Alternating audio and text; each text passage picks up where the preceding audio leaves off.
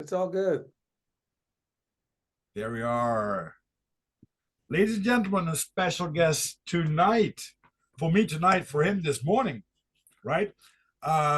He is the host of the Permaculture P.I.M.P. podcast. And pimp is not something to offend the ladies in the house or whatever you're going to call them. No, it's for the permaculture. Uh, what was it, Billy? Permaculture Permaculture is is my my passion. passion. That's it. Oh man.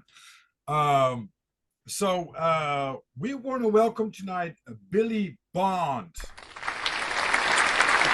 Yay! Billy, please introduce yourself to the audience. And I think that you hear me now a little bit better when my mic is in front of my face instead of always back in the room, right? Yeah, I hear you. I hear you perfectly fine. Yeah, in a nutshell, I'm basically, my name is Billy Bond. I've been a lot of things in my life, a soldier, an electrician, a talk show host at one of the biggest stations in Kansas City, Missouri. Um, Permaculture, I guess in a nutshell, I guess I'm a Christian, American, heterosexual, pro-gun, liberty-minded permaculture designer, person of color. So I guess that makes me about as rare as a unicorn. So especially in today's woke, where everybody has to be woke, and people like me are supposed to be woke. And so yeah, I kind of fall in the face of everything. I'm the total opposite, basically, of what everybody expects me to be, which is really a good fit for us because I've listened to your podcast and I'm like, okay, me and this guy are going to get along just fine. Right. Yeah. Because there are a lot of things that we can touch based on. What was your journey to go into the permaculture and to basically try to shut off from the system and go off grid? Yeah, that's going to take a little to unfold, but in a nutshell, my wife came from a agricultural family, and they were doing things the typical way, with a lot of inputs. And she always loved the lifestyle. She always loved it, but I didn't come from that area, even though I grew up in farming country in Pennsylvania and then later in Oklahoma. It never stuck with me because the idea of sitting on a tractor all day or taking a bunch of inputs and throwing it to animals, it didn't appeal to me Hmm. until I came across a guy named Joel Salatin. And it wasn't even his farming that attracted me, it was his politics. I'm listening to a guy now. At that time, I'm just emerging from the matrix. I knew we had these Democrats, we had these Republicans, or the Democrats and the Republicrats. They're basically all a giant gang. And I'm realizing that I don't belong to any of this. Well, I learned about Ron Paul, Congressman Ron Paul, and I thought, okay, I feel a little less alone in this world. And then I hear Joel saying basically the same thing. Well, he just happened to be a farmer. And I'm thinking, okay, I like this guy's politics. So then I start examining his ideas and I'm like, okay, he is every bit the anarchist that I am. And then when I say anarchy, let me just qualify it. It doesn't mean that it's without rule of law. It doesn't mean that. It just means an absence of government. And so when I heard his politics, I'm immediately thinking, okay, I got to check this guy out. Mm-hmm. So then later on, now this is probably in the mid 1990s that I discovered this. And then later on, I mean, I've always kept up with this guy, still wasn't really into farming, even though my wife was doing it. I wasn't really on board until 2008.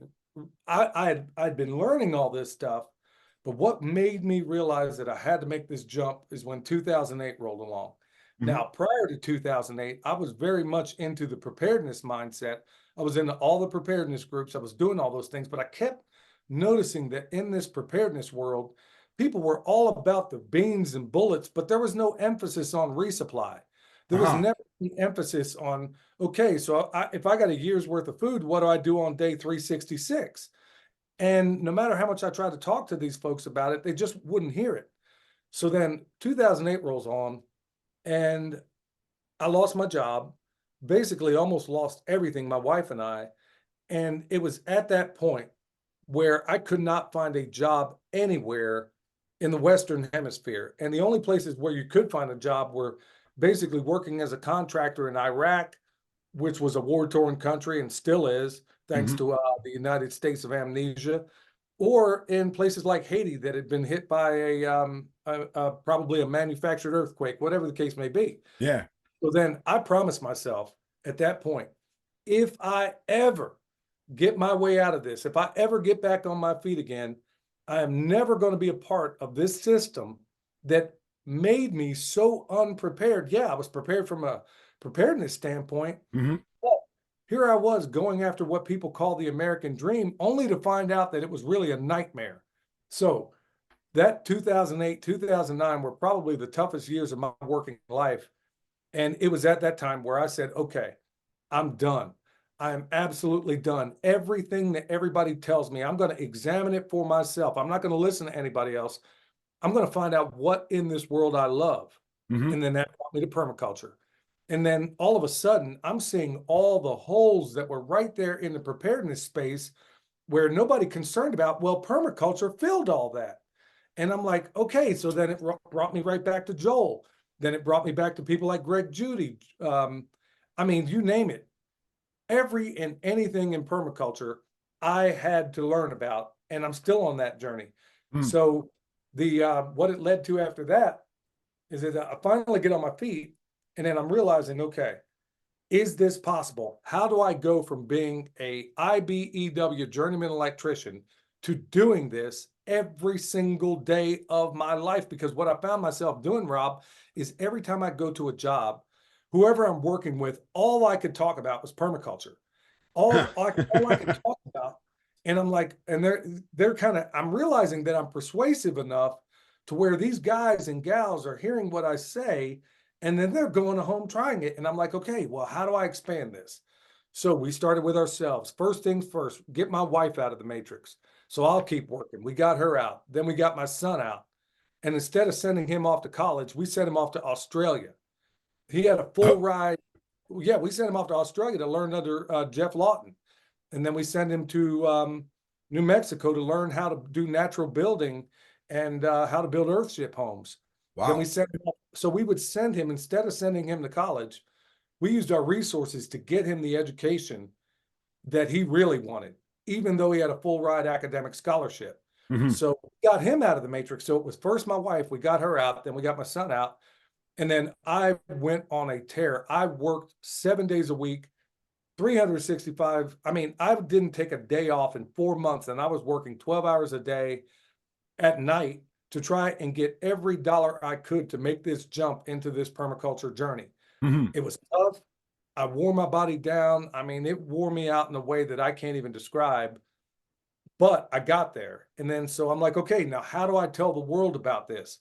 How do I make everybody get the passion that Yeah. I have, growing my own food, processing my own animals, putting all this stuff in the freezer? How do I make everybody else as passionate about it as I am?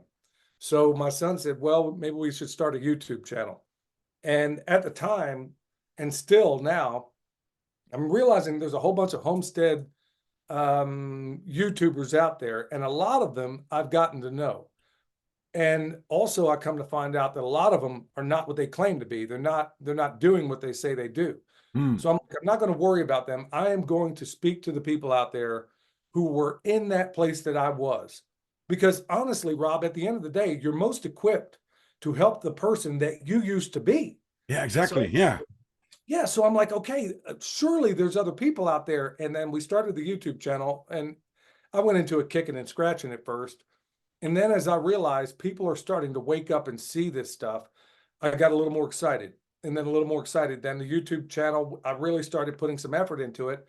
It started to grow. And then I'm like, okay, we're building a following of people who are not fans of me, but fans of permaculture. Mm-hmm. And we're like, okay, we kept building and building and building. And then, like you and I were talking about before we even began this podcast, all of a sudden YouTube started putting the brakes on us. If you're not going to talk exclusively, if you're not going to stay within that very narrow band that YouTube has, Mm. they're going to basically marginalize you, or they're going to kick you off, or do both. Yeah. So I'm Yeah. thinking, okay, well, how do we do this? And then all of a sudden I'm thinking, okay, we need a podcast. And in this podcast, I'm going to talk about all the things that I can't talk about on YouTube, everything from permaculture, preparedness, practical living, even sometimes the paranormal or parapolitical. Mm-hmm. We talk about all of that in this podcast. So we basically have this trifecta where, or a bifecta really, of YouTube, where we can do all of our instructional work, and then podcast where I can talk about all the things that I can't possibly say on YouTube. Hmm. Sorry about the long-winded answer, Rob, but that's basically it in a nutshell. Wow. Well, Billy, great to have you, man. And I really liked it because when I when I jumped into your YouTube channel, um, there is, and that's really nice to see. There is a problem with some soil, and you figure out what's the solution that I already have. What's the other problem that I can where I can solve my problem with. And I think that's really creativity that you're going to need, and you're going to figure out what's working, what's not working, right? Because Right. you mentioned on your podcast also, like when you have your berries and stuff like that, it's like tremendous amounts, because you put some passion in it, you put some research in it, from where does it grow the best, where should I grow it, and if there's a problem, like I have too many like bugs, I don't have a problem with bugs, I have a problem with less gooses or less ducks, that eat them bugs. And it's really nice to see you on your channel, how passionate you are and about the things that you would teach us. Because a lot of people, I think, are really fed up with this system and they want to get out. But how? It's not like you're going to enter some piece of land and it's already there. You got to do some effort for it to get through there, to get where you want to be. Um, how long did it take for you, your wife, and your son to eventually harvest enough to get through the year and canned food and stuff like that? Yeah, we never, as far as meat, we were doing pork, we're doing, we got beef, we got chickens. And then of course, if you hunt, you can put deer in the freezer as well. We did that. And that's one thing I try to tell people, is that if you're looking for the fastest way to fill your freezer in terms of protein, it's hard to beat animals, because it is so easy. I mean, if you were to go out and buy, let's say you're a family of three, and let's say you eat 2 chickens a week. Well, there's 52 weeks in a year. So 104 chickens is what you're going to need to satisfy that need for 1 year. Hmm. Well, you can literally go out there, get a bunch of, let's say, I'm not a big fan of these birds, but you could get them, let's say a Cornish cross. Well, in 6 to 8 weeks, you could put all the necessary protein that you need for your family of three, let's say, I'm just using easy numbers. Mm-hmm. You could put all that protein into your freezer in 8 weeks. So you could do the same, but it's not, you could do that in 8 weeks. Or let's say you figure out how much bacon or how much pork you want to eat. You can do the same thing in about, let's say, 6 to 9 months. Let's say 9 to 12 months. Wow. Now, not only do we do that, I'll get to your question in a second, but the point being is that you can raise all of the meat you need far easier than what it is to raise your vegetables and put that in a canning jar, or to freeze dry it, or to do something else. It's Hmm. far easier to grow your protein and put it back than it is anything else. So to answer your question, we did it slowly but surely. I don't know that if I know how long it took, but it basically, inside of 1 year, I can raise every bit of meat that we could possibly use. In fact, Rob, we raised so much that last year I had to give away 3 pigs, because I have 7 freezers out in the garage. And at the time I was feeding 5 adults. We had so much left over that I'm literally giving, I'm asking people, hey, come on over to my house. I'm going to give you free pork. And they don't even believe it. And they're like, well, how are you able to do this? Well, one of our claims to fame is that we raise all of our chickens for free. We don't use store-bought feed after a couple of weeks. Mm-hmm. Raise all of our eggs for free. We raise, and while doing all this, we do it in a system called the chicken tractor on steroid, made popular by the great Jeff Lawton out of Australia. We do that, and then we raise our pork for 21 cents a pound, which is nearly impossible to believe, and it's better than anything you can find in the supermarket. Oh yeah, I believe And that. the reasons we're able to do this is that, like you stated a moment ago, we make the problem the solution. Well, every restaurant, I live 30 minutes from Asheville, North Carolina. I go there once a week and I get all of the organic bread from all the bakeries. I get all of the organic beans and corn and all these things from these places where ordinarily they would throw it in a dumpster. And we have so much that I mean, that's the beauty of this system. If you're on the treadmill of typical farming, you're going to go out there and spend all your money to buy feed for these animals. Why do that when I can go to all these different places, get organic food, For feed free. it to my animals, and it's free, and I'm doing them a favor. And then I have so much left over that I have to compost it, which is going right back into the garden. So we're feeding our trees, we're feeding our animals, we're feeding all 7 layers of that food forest: the overstory, the understory, the shrub, the vine, the herbaceous layer, the ground cover, the roots. And I would say number 8, we're even feeding the mycelial layer. So we don't have any waste here, but we have so much abundance that we have to give it away. And this is what I'm trying to preach from the mountaintops, is that you don't have to be on this never-ending cycle of raising your animals and having to buy all the stuff you need from a supply house. Mhm. You can just work with the people around you. And I've done this, Rob, to be honest with you. People say, well, I live in a small town, I can't do this. Well, I've done this in small towns. I've done it in small town DeKalb, Texas, where a one there's like one grocery store and it's awful, and there's like a gas station and a couple of other small businesses. Well, by working with public schools, I was able to achieve the same exact thing. So these can be done whether you're feeding 100% of your animals this way, or let's just say you're feeding them 50% of their diet. It's still, there aren't too many people in this world that can say, I raise all of my chicken for free. I raise all of my eggs for free. I Uh, raise all of my pork for free. I raise all of my lamb for free, or raise my pork for almost free. Um, and then to produce so much that we have to give it away. Same thing like you were talking about, like with our strawberries. We use strawberries as a ground cover in our food forest. mhm. In one area, and we got 2 harvests out of June bearing strawberries this last year. We got 100 gallons of strawberries. We couldn't even pick them all. We couldn't, and it's so bad that we couldn't even invite people out to come pick them for the most part. Um, we had so many strawberries that they were dying on the vine, but that is so much. The strawberries are nothing more than a byproduct of just good management. So Mm. it's strawberries, blueberries, apple trees, pear trees, plum trees, you name it, peach trees. It doesn't even matter. We can do these systems and we can do them in such a way that make us so abundant that, you know what, whatever the governments are doing, it really doesn't matter. So Uh. if I'm not producing something, I got a neighbor down the road that might be. I trade with them. And so Yeah, yeah, yeah. yeah, so we Back to supply the all old over. system again. Yep, And it's yep, and that's possible. the solution. And it must be feeling so um what's it called?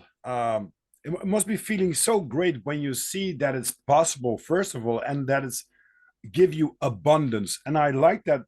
I listened to one of your podcasts, and it was Eric Lida, I think it was. He said about abundance, it's not about wealth in money, abundance of clean air, uh, fresh water, abundance of clean food. That's real wealth, right? And Yes. you're working on that. And when you see the process, and it must be so great to walk outside and to see everything. And I really liked what you said on one of your YouTube movies, or probably it was on a podcast. Um, put the things there where you walk every day because you can see what it needs. Not like in the back of your garden where you never come, and you just like, oh yeah, I got some pears or some strawberries and stuff like that. No, put it there where you can see it, and you can see every day by, oh wait a minute, I need a little bit more sun there, or I need more mulch, or I need more this or that. And you learn the process of nature, and what nature provides gives it back. And I really like what you said about the waste of others you can use to produce your own food. That's so tremendous. Great, man. That's really great. You know, Rob, it's trying to get rid of the reductionistic worldview that we have here in the United States of amnesia, in that we feel like that we need all store to buy everything. Well, you can't even buy the meat I raise. You can't buy that. You Oh. can't go to a store and get it where it's not filled with chemicals, filled. And then here's the worst part. Every one of those animals, every single animal you see in the grocery store was tortured before it was Mm. killed. Every one of our animals that we process, they don't even know it's happening. They do it with almost probably no pain at all. They don't know it's coming. When you take your animal and you drop it off in the slaughterhouse, they smell death. They Yeah. smell blood. Stress. They're stressed out. The meat tastes differently. Our Mm. animals are out there, they're enjoying life, and then bam, just like that, it's gone.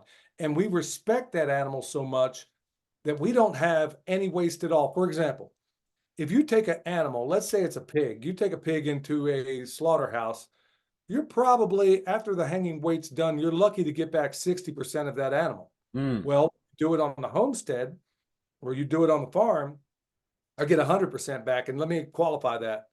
Well, there's things on that animal that I don't necessarily want to eat, but my livestock guardian dog doesn't mind eating it, or my other dogs don't mind eating it. Like Or guts and stuff like that. yes, they'll eat it's the best food in the world for a dog. Our dogs eat guts and eggs. All the eggs that we can't eat go to the dogs. So they eat guts and eggs, and they're very healthy and happy dogs. So what Huh. about the other parts of those animals that we can't use? Guess what? It goes into a compost pile. So if it lived, it can live again in a different form, and we don't waste anything. So does it now, I would be remiss to not point out that this lifestyle also does require more work out of you to do it this way. Hmm. It does. We move our animals every single day. Our sheep get moved, well, depending on time of year, they move. They don't stay in one spot for very long. They're constantly having a fresh salad bar every single day. They require very little and they produce unbelievable amounts. Mm. Now, it does require a lot of work. And I'll be honest with you, Rob, I work 3 times harder now working for myself than I ever did when I was working as an electrician. Hmm. But without doubt, like you said, when I go out there, I get up in the morning. It's not like when I was going to a regular job. I would get up in the morning and I'm like, oh my goodness, can this day be over? Uh-huh. Or even though I was making lots of money doing what I was doing, but now I wake up every day and then I know that every single thing I do, whether it's shoveling poop or whatever the case may be, I know that I'm doing it for the benefit of my family and for my friends and for the people around me and the people that just can't afford to put bread on the table right now. And Mm. then we're able to feed a lot of other people. I wake up every day knowing that I'm doing what the good Lord, I think, put me on this earth to do, is to evangelize this magnificent design science and tell everybody out there it's not that difficult, whether you live in an apartment. Let me ask you, Rob, what makes a farmer? What makes a farmer? That's a good question. It I was a think rhetorical. someone who loves the land and respects it and treats it like his own son. Okay, that's a really good definition. Let me expand that a little bit, and I'm going to borrow from one of my heroes in this space, Joel Salatin. Everybody thinks that you have to have a bunch of land to be a farmer. No, what makes the farm is the farmer. So if you're living in an apartment and all you have is a closet and you're growing mushrooms, you're a farmer. If Mm. you're living in a very small house and you have a spare room and you can grow microgreens, which by the way are delicious and very expensive, you can grow those microgreens in that spare area, you are a farmer. Let's say you're living on a balcony in an apartment and you're able, like my friend Eric Sider, the one you were citing a moment ago, Hmm. even if you're living in a balcony apartment and you're growing sweet potato vines out on that balcony, you're a farmer. So, or let's say you're in a house in a suburban neighborhood and you're able to grow two fruit trees out back. And then because maybe you watch one of my videos, you realize, oh, gee, I could put 7 other things around here that might produce food or medicine or whatever the case may be. Guess what? You're a farmer. Or whether you're like me and you're in the middle of nowhere, you're a farmer. So everybody should realize that no matter where you find yourself in this hierarchy, no matter where you are, you can farm. So that's what's critical. It doesn't have to be somebody like me. Maybe you're only producing, I'll give you a great example, microgreens. Very, very expensive. So let's say all you're able to do is grow microgreens and you bring them to a restaurant down the road. Okay, the or money you earn from doing that, maybe you could take that money and go buy the meat you need because you got all your Ah. microgreens. So you can do that sort of thing. Or let's say you have 5 fruit trees in the backyard. Maybe you sell those apples, those pears, those peaches, those plums. Mm-hmm. It's going to be light years better than anything you can find in the store. So if you buy an apple in the store, chances are that apple has been sitting on the shelf for almost a year before it ever made it to even the organic apples. They're sitting on the shelf for a year before they ever made it there. When you taste that apple compared to a real apple that was just picked, there's no comparison. No, So let's no, say, no, I know. yeah, so let's say you have several trees in your backyard. You sell those apples or talk to your neighbor down the road who may not be growing apples. Maybe they're growing rabbits. Maybe they're growing chickens. Maybe they got eggs. Maybe you could trade for those things. This is the world. How it We don't should be. have, exactly. We don't have a government problem necessarily. We don't have a politics problem. We've got a lack of imagination problem. So if we could take all these things, we realize where the problems are, solve our own problems, and then try to find people around you that I mean, we're not everywhere. Most people are in the matrix or they're at the bottom of Plato's cave and they're comfortable being there. But if you go out there and look, you go to these festivals, you watch these videos that are useful, take it home, and then go find a community of people around you that may teach you, that may feed you, that you could feed them. These are the communities, because every government is trying to drive us apart. Oh This yeah, is the way I can see us, or one of the few ways where I can see us coming back together. exactly. And we see that here in the Netherlands now because we got the farmer protests. Netherlands is based on the farmers. I mean, without the farmers, there was no Netherlands. These were the guys that took the cattle and you know they made the crop grow and stuff like that.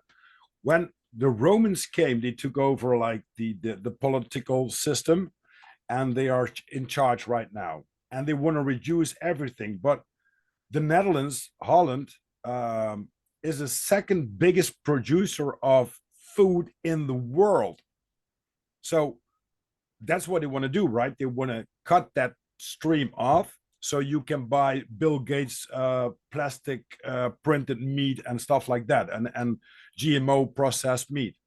The thing is, I live in a countryside and I can go like 2 or 3 kilometers from here. I can get my mushrooms, I can get my apples, everything from the soil where I live in. So I don't need any interaction with the grocery store normally. But yeah, sometimes you're a little bit lazy. You know, you walk down the aisle of the grocery store. I'm gonna pick this, pick that. But what I want to point it out is it's a mindset. It's a mindset how far you're gonna go and what you want to eat.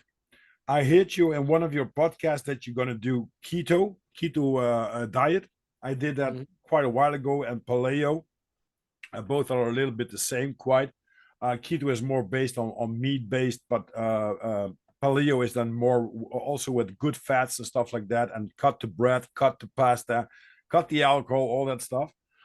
But the thing is, when you once have that mindset and you go to a grocery store, you can pass 85 to 90% of all the stuff you see because it's not nutrition, bad for your health, too much sugar, too much bullshit, and probably a product that someone wants to have, and that's why they produce it.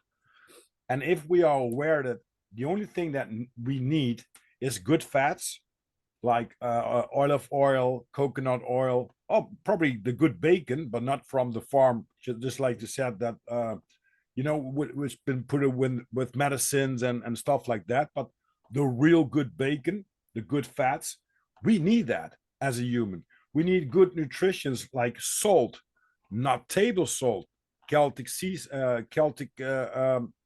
salt, or real salt, not the things that they're gonna put us with everything in our food. Sugar isn't that bad because when you eat an apple, you're gonna get some fructose and stuff like that. That's not too bad. But if you take the raffined sugar, as we call it here, that's bad for your health. So if you see through that, the process of what can I eat and what can I eat, can't I eat, then you are one step ahead of all the others. And I was talking about it in a few podcasts before. When there will be a shortage of food, which won't take long, because yeah, a cat in narrow space is going to jump very strange, and probably a lot of governments going to do that, right? So with that said, when you eat 3 meals a day and you rely on that 3 meals a day, you are going to have a very hard time when you go to the grocery store and everything what you see normally is gone, and you have to change your diet dramatically. But when you do that up front, like I'm going to do the keto or the paleo, or I want to be aware of the food that I eat, not filling, but food, nutritions, and stuff like that, that makes so much more sense for your health, for your family, and for your being, right? Because it's a part of our being to interact with nature, whatever that gives. When I walk around in the forest, like in a few months, you see these berries and stuff like that. I, I mean, it's already there, but you have to see it. And a lot of people, oh no, I don't like to walk. I get my car. Okay, but then you don't see that what nature already brings you and what gives you. And as you talked about it in your podcast, just like nuts, um, very healthy, very good fats in it. You can go wrong with fats, with nuts. And I heard one of your, it was not your guest, but the one who comes every with the tips on the Oh, podcast. Eric. Yeah, with the I no the egg white and the protein with the two shakes that he bought. Put it on your on your shelf. It has a very long shelf life. And when you're really starting to get fed up because there's no food around and stuff like that, one scoop of of both of them and some real raw milk, and you're fine. I always have in my dugout case some nuts, some sea salt, some colloidal silver, which I'll make myself, and some castor oil. I'm fine. I can last for probably a week when I go really on survival mode, like say. And that's something that more and more people are aware of. They don't want to fit in that system that's gonna shove everything down their throat, and you're gonna see all these advertisings and stuff like that, because a lot of people, when they walk outside and they see the farmers now, especially with in the Netherlands what's going on, and I think worldwide, they see, what is this guy doing, right? He's walking on his land 5 o'clock in the morning, 8 o'clock in the evening. It doesn't matter what time you walk down a field, he's there. And when you hear what he's making on money from the things that he does, almost zero. Why does he do it? Because it's in his system, it's in his culture to be outside, to ground, to see what everything is happening, the whole agriculture stuff and that stuff like that. And I was listening to you, um, that you are like in 2 years' time you had like thousands of dollars for boots, right? I'm skipping branches like a squirrel. I'm sorry for that. But No, it's all right. yeah, you and your wife, you have a big problem with good boots. Even the high cost boots, they are expensive, and they're gonna last like 1 year, 1.5 year, and they're gonna be complete worn out. I got a tip for you. Okay. Wooden shoes, my friend. We walk down here. Well, not it's not normal for us, but I got these wooden shoes, right? Wooden shoes. Wooden Okay. shoes. So you're grounded at all times. First of all, you're grounded. That's what I want to touch based on. Second of all, these are like safety shoes. It's like water proof, oil proof. You can drive a car over it. It's not nothing going to happen. It's a safety Wow. shoe still in the Netherlands. Wow. And these costs are not that much. Well, I made, as you can see, a little bit more spacey. So I hope not NASA is going to see that, because they probably going to reach out and ask me to make the new pictures of space. But I was talking to Melanie Knight the other day, which was also on my podcast, and she raises her own chicken and rabbits, and she eats them, and they take care of each other, and they Right. take care of the land. And I was talking to her about grounding, and she never thought about that. And it's a product from basically from the Netherlands and a little bit of France and Belgium, but because we got this lowland, wet environment, these things are perfect. You're never gonna have cold feet in the winter. You're never gonna have warm feet in the summer, because that's one of the things I'm always have a problem with like army shoes, or like the good army shoes. You need two pairs, one for the summer, one for the winter. But if you wear them a lot, they're gonna smell and stuff like that. It's bad for your feet, because they don't breathe that good. Wooden shoes, baby. I swear to Wow. God. You're going to have to tell me where I can go to buy them. I'll tell you what, I'll buy some wooden shoes and I'll go out here and do my farm chores in them. And I'll give you an honest report. One thing that's already appealing to me is that I know that I'm grounded. That's it. And today I was listening to one of the podcasts with Lisa, I think it was, with um uh, I was looking at her website for the grounding product, like the hat. Oh, yeah. Yeah. From Lisa, Redemption. right? Gina. Gina. Gina, there it is. And I was thinking about it, just like, okay, you can ground. And I was walking, always when I walk, I have a stick with me. Just like from the forest, I carved that one and I walk with it like a Huh. few years and stuff like that. But when you do that, you ground also. You only need a stick to walk by. So a lot of people are thinking about, oh, how should I do that? It's going to take me like money, or it's going to take me time, or I have to do this, or I have to do that. You just have to walk barefoot sometimes, or wooden shoes, because you're going to ground directly. And the funny thing is, you feel that inside of you when you are grounded, because it's something like this, the stuff that happens, just like you said, when lightning strikes. First of all, you don't like it because it's dark, but second of all, you feel this Oh, veil of stress and buzzing that's all gone. And that's how it should be, right? I'm right there with you, Rob. And I'll tell you what, you're giving me some great ideas. I mean, just the idea of having a walking stick, even if you were wearing boots, would ground you every single time that thing hits the ground. So, I mean, man, I'll tell you what, if coming on this podcast just to learn that alone was absolutely worth it. It's a joy to be on here with you anyway, but I can't wait to actually do that. I'm going to make a video at some point. You'll have to tell me where the best place to go get some wooden shoes. I'll give it a Mm. shot, and I'm going to farm for a day like I'm in the Netherlands. So yeah, Oh yeah, I'm gonna send you some links, man. It's yeah, really fun. I was if you looking would, bro. today at the one of the biggest stores here in the Netherlands.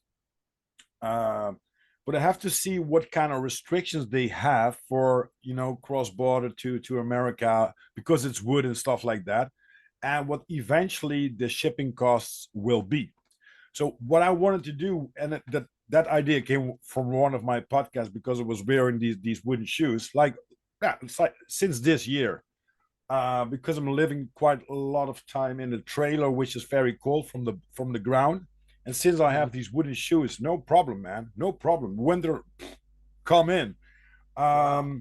And so, what I'm going to do, and we're going to figure out where you can buy them in America. Probably like a Dutch store or something like that. But these are like the tourists kind of wooden shoes, but they will be fine too, right? And otherwise, I'm gonna check out what's it gonna cost to ship them to America, and I can make like customized painted shoes, like Disorganized Productions wooden shoes. I think that's a great idea. I would love to give it a shot. I mean, what you're saying there makes perfect sense to me. And I'm always looking for solutions that have been around long ago. You guys have been wearing wooden shoes a while ago, but I Hmm. really got a question for you, if you don't mind. Yeah, of course. So here in the United States of Amnesia, we're constantly told of what's happening in Europe in terms of the protesters in the Netherlands and the protesters in France and the ones in Germany. And now it looks like there's some in Poland and a number of other places. What floors me, now I'm told a different thing, so I'm curious to hear from your point of view, in that we're told that your farmers are being told that they're producing too much nitrogen. Hmm. Well, 78% of our atmosphere is nitrogen. And yeah, if it's too much pollution, well, there are ways to mitigate that. You can make it into compost. Netherlands, like you said, is the number 2 food producer on the planet. Does it seem as if these restrictions that are being made through the Netherlands, France, Germany, and all these other places, are these done on purpose to starve people, or what do you think the intention is? Very good question. I think that they have agenda with several points they want to touch base on. First of all, if you cut down the supply of food, you're going to create a crisis. When you have a crisis, you have people that are in need and they want something, and you can control them better. And a little bit backwards, our farmers and they base all these figures on the piece of land that we living. We living like 300 kilometers like this up and like 285 kilometers that. So it's like 250 miles by 200. Let's say for no, but it take the exact same figures as Germany, which is 1,000 kilometers by 2,000 kilometers, for example. So the thing is, the food production here in the Netherlands is based, of course, you have to do this, and these are the regulations, these are the prescriptions and stuff like that. And they did that all the time. So they have to cut back this, they have to do this, you have this greener, they has, all these prescriptions, they did that, and new laws that they made. But now what you see is, especially now with the WEF and stuff like that, they want to rule the world and control the world. Well, how do you control people? Well, cut their food off. So, and it makes no sense, because the more oxygen there is, or CO2 there is in the air, the more green you will see. So it makes no sense. And even if there are people which studied that, and well, I'm going to bring down the lab coat, if there's someone who really studies that, and about climate change and stuff like that, and do his work, just like, okay, well, we're going to do it anyway, So, and if you drive down Europe, because I'm living in a piece of land like southeast of the Netherlands. 10 kilometers away is Germany. 30, 40 kilometers away, there's Belgium. So I have a little piece of where I see a little bit of all the cultures. There's a lot of agraric stuff going on, a lot of farmers and stuff like that, but not in a harmful way. The harmful way is, well, when I drive like 10 years ago through the same pieces of land, there was farms and cattle and crops. What you see now is huge warehouses and industry. So what they want to do, and that's probably also that one of the plans that they said, is they want to kick out the farmers, so they control the people that need, of course, food. They control the food supply, so they can give you the GMO processed, Bill Gates printed bullshit meat or stuff like that. Second of all, and third of all, they want to make Tri-City here. So if you look like 15 kilometers, like when I make a square, no, when I make a circle here, like 15 kilometers, make it 50 to point it out. If I take 50 kilometers, I probably will have 20 million people in that area. There's a big, so 10, 15 kilometers away from here in Germany, there's Kruppstahl.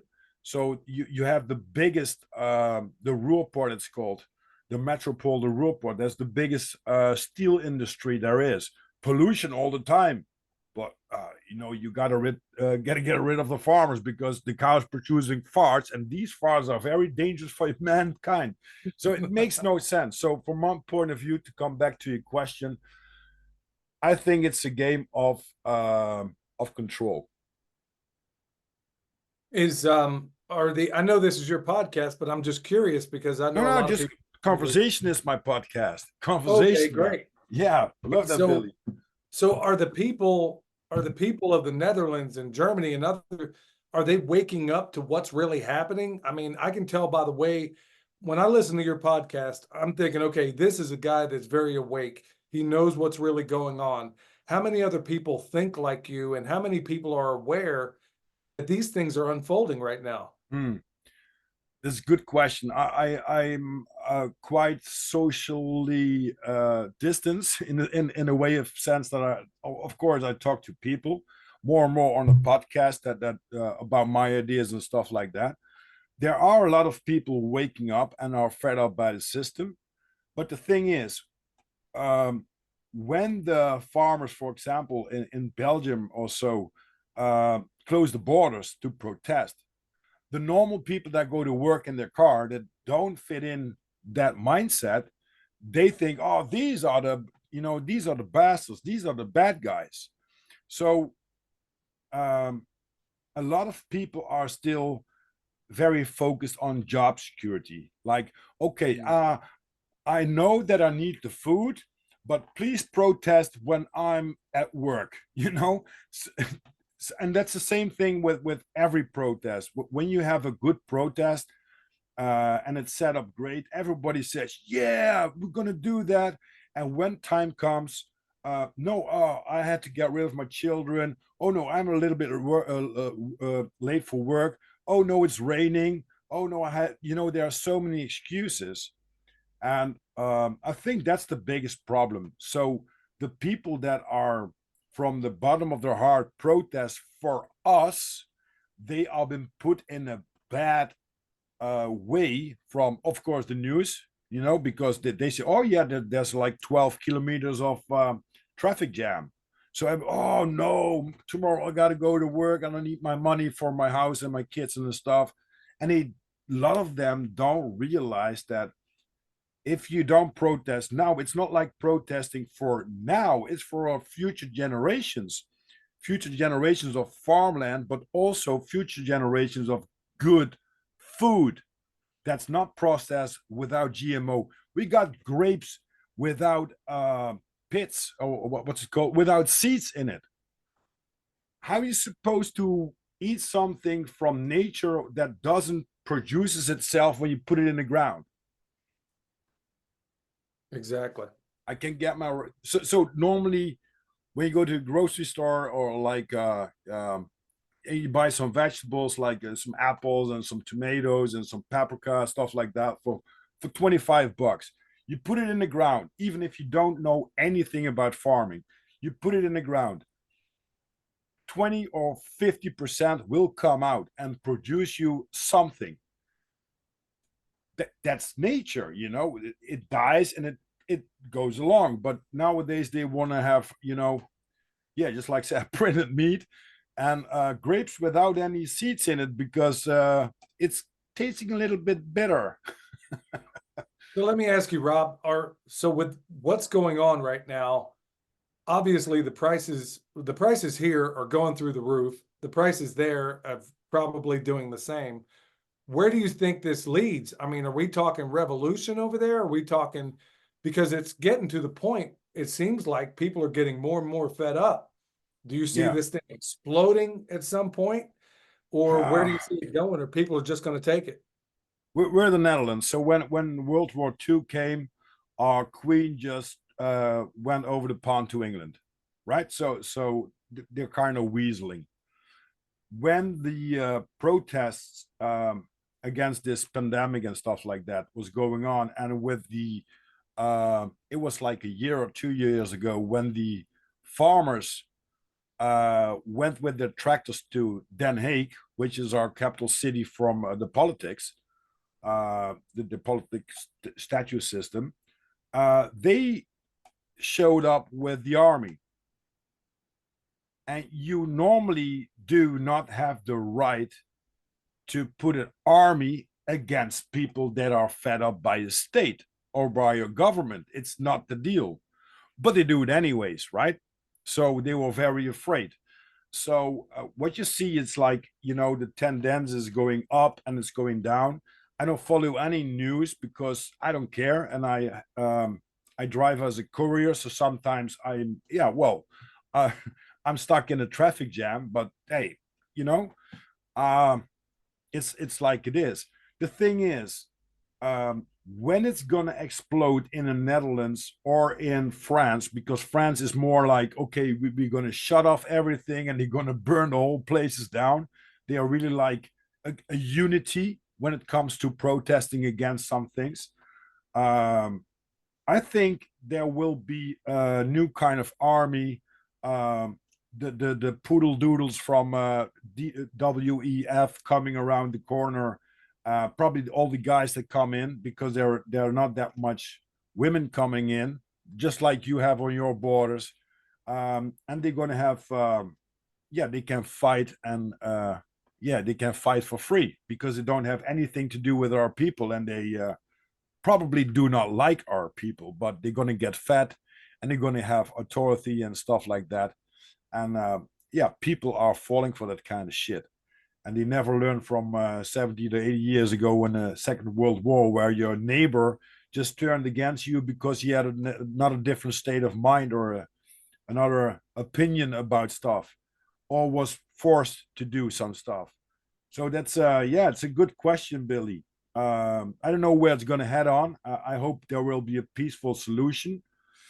But to be honest with you, if you see like the development of the last couple of years, what they did, and when we said, as all of us, like, oh no, they're not gonna do that. Bomb, they did it. You know, they're not gonna make a curfew or an evening clock. Oh, they did it.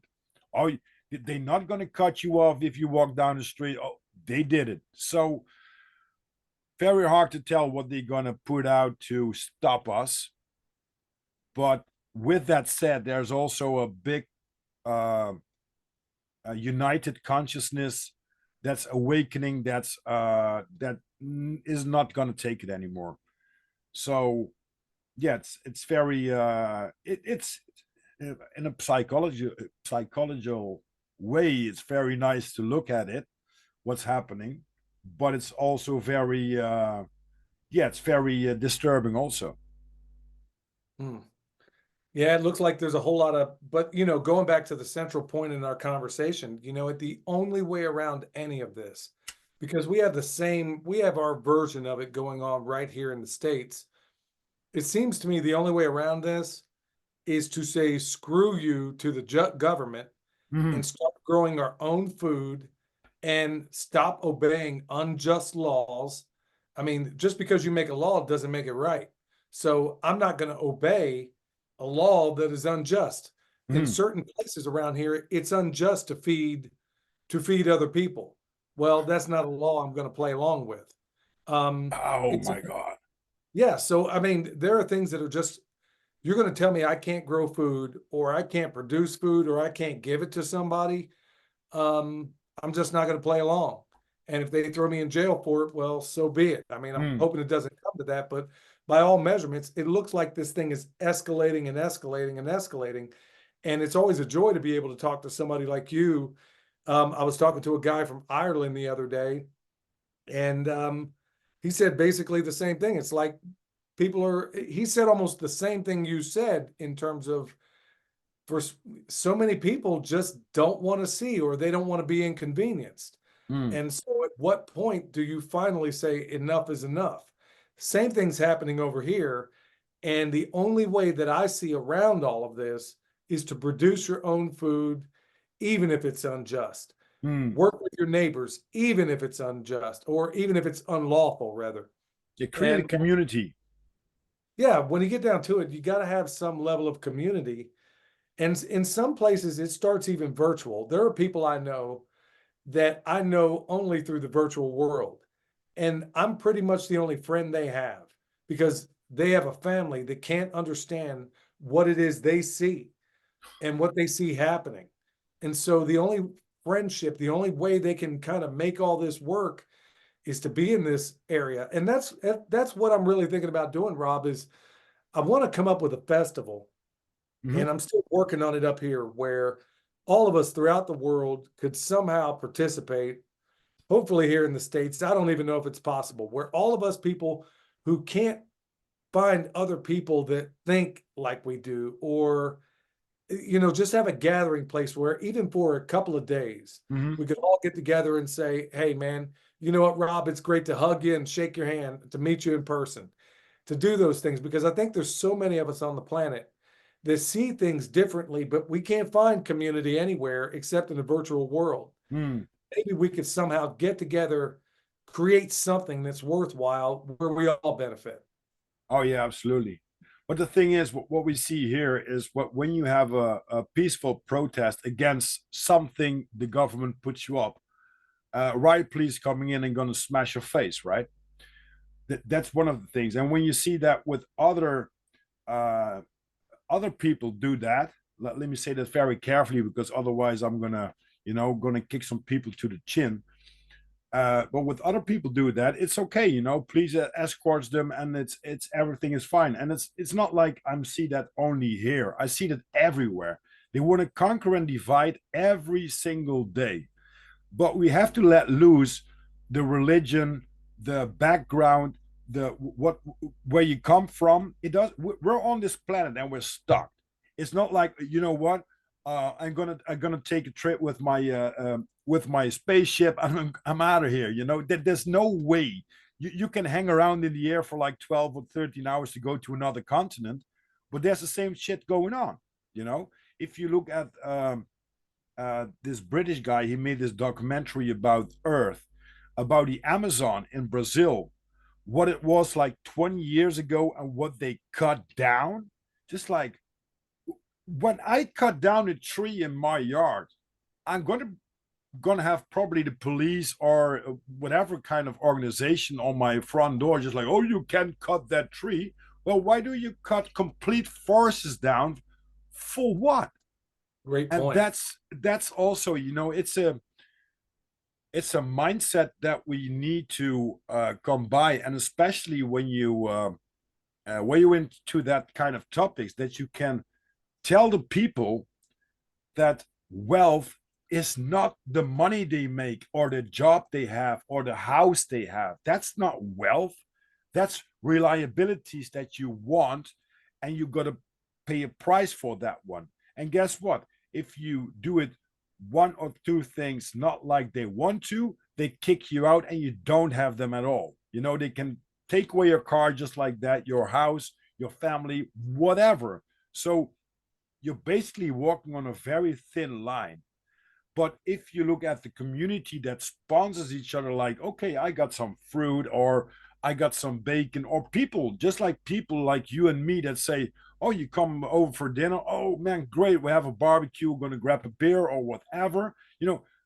That's the thing we're going to go back to. And we have to go back to, because otherwise we will be isolated and probably going to die because we think that there's no one else around us. And that's good why you do podcasting about teaching people um, how to take care of their own land and how to grow their food. And why we have podcasts in that community, and truth seekers community is not like only flat earth or NASA is a lie. No, it's about there are other ways to have a very fruitful, meaningful, loving life without all the bullshit around, because it's just like the energy that you're going to turn off or the lightning that strikes. When that is gone, it's silence, man. Well, that's exactly where I see us heading. I mean, we are a culture, and I say this often. We know the price of everything and the value of nothing. Hmm. Like these things that really, really mean. I'll be honest with you, Rob. When I say this to my wife, she's probably tired of hearing me say it all the time. But the most joyful thing I get out of every day is when I see the happiness of my farm animals when I move them to a new pasture. That to me is joy. When I get out here and I'm realizing I don't have to wait in traffic, I don't have to do all these other things. I can take a moment, sit down with my feet on the ground, my bare feet on the ground, do a little deep Wim Hof breathing. That's another guy from your place, but Yep. do some Wim Hof breathing and then sit there for a moment, take it all in, and then find out what is the next best great idea. How can I get more people to understand that this is entirely achievable? Mm, That a person who didn't come from this background doesn't necessarily have to have a bunch of land to farm. You can grow a little bit. You mm, can grow microgreens. You can make it, you can eat it every single day. There are little things you can do. What about the public areas? You know, there are public areas all the way around. We got national parks here. Well, you know, everybody's growing weed in the national parks, but nobody ever thought about growing tomatoes, just like Joel yeah. Salatin talked about. You know, you're growing weed out there. Okay, that's great. Well, anybody want to grow some food? I mean, And that's the same thing, right? You just have to put some seed in the ground. right. But you And can do all of it. You could grow your hemp, you can grow whatever it is you grow out there, but you could also grow some food. You know, what I used to do years ago, I was in Kansas at the time.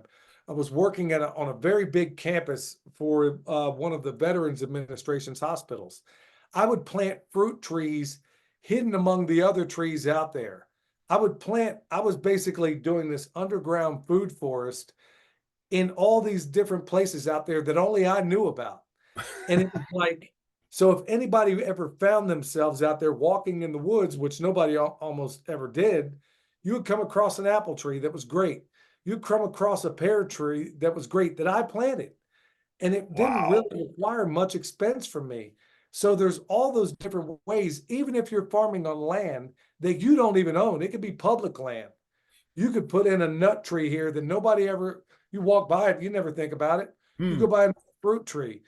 There's all these different underground ways in which you can be growing food in all these weird, unusual, crazy places that could benefit everybody. And that's what it's going to take. Because if it's up to Klaus Schwab and the other people at the WEF or Bill Gates or Oprah or all these other people who view you and me as nothing more than insects, if we Hmm. take our marching orders from them, then we're going to end up the way they want us to. Yeah, But it's up to us. We just got to find that community. We just got to put a little bit of work in and realize, you know what? Life is so much better. Even though I'm absolutely. working, even though I'm working 10 times harder than I ordinarily would, I work harder, but the satisfaction of the work I do is extraordinary. And because of you, you know what? I'm going to start wearing wooden shoes. Yeah, man. Yeah. I think Cheech and Chong, they had this movie Coming to Amsterdam, and I think uh Cheech was wearing them, just like I got wooden shoes. Yeah, but the funny thing is, it was like a century ago. It was for the people that didn't have the money, and it was a robust, good shoe, right? So, and there was like in the 70s, there was a little bit this hippie movement where people were walking on wooden shoes. Um, and I have to be honest with you, I'm a rocker, man. I love rock and roll music and metal, oi punk and stuff like that. So I'm not into like, oh, I'm gonna walk on wooden shoes. But the benefits I have now when I'm at home, these are so much more, and they are very good for your feet. Also, it's orthopedic, or what's it called? I think Yeah. very, yeah, orthopedic also, because you basically walk um your whole feet in the sole. So after a while, it's gonna form like your feet, and it's unbelievable. But that's one of the things too, with all the in stream from a lot of other cultures, which is not bad in the first place, but a lot of countries dealing with that their own traditions and their own culture are going to be swept away, just like, oh no, we're going to do this now. Oh, okay. When I walk down in Rotterdam or in Amsterdam, there's barely a store where I can speak Dutch because everybody's speaking English. Like, Wow. what? And of course, I speak English, I speak German, but that doesn't mean that I have to, you know. sometimes it's really fun when you walk down in Amsterdam or so, and somebody speaks to you in Dutch. It's like, oh wow, you know, we are the dinosaurs that never exist that are going to be wiped away from this planet.